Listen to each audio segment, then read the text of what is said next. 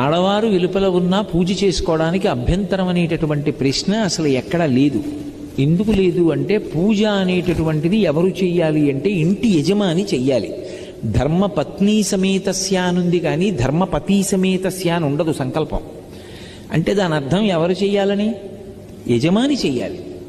యజమాని చేసి నేను పూజ చేసిన కారణం చేత నా పత్ని బిడ్డలు అందరూ సుఖంగా ఉండాలని యజమాని కోరుకోవాలి.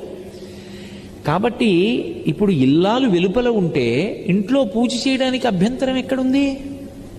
అభ్యంతరం ఏం లేదు. ఆవిడ వెలుపల ఉంటే ఆవిడ కాదు కదా పూజ చేసేది, మీరు చేసుకోవచ్చు, ఏమీ దోషం రాదు. ఇక ఆమె వెలుపల ఉంటే దీపం పెట్టడానికి అభ్యంతరం ఏముంది? పూజలో అంతర్భాగం దీపం పెట్టడం, పూజ చెయ్యొచ్చు అని నేను చెప్తుంటే దీపం పెట్టడానికి అభ్యంతరం ఏముంది? అభ్యంతరం లేదు. నేను ఇవన్నీ దేన్ని ఆధారం చేసి చెప్తున్నానంటే ఆవిడ వెలుపల ఉన్నారు అంటే ఆవిడ వేరే